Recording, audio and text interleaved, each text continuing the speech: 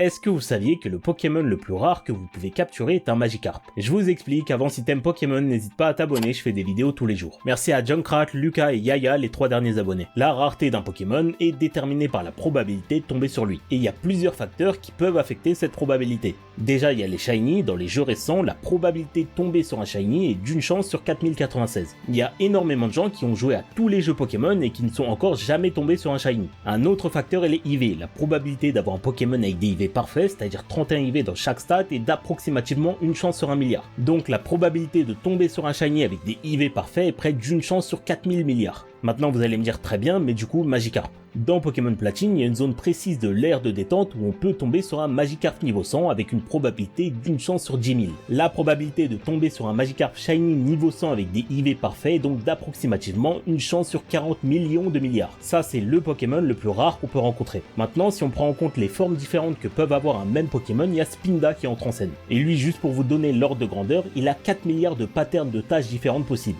Je vous laisse imaginer la probabilité de trouver un Spinda avec un pattern spécifique, shiny, avec des IV parfaits.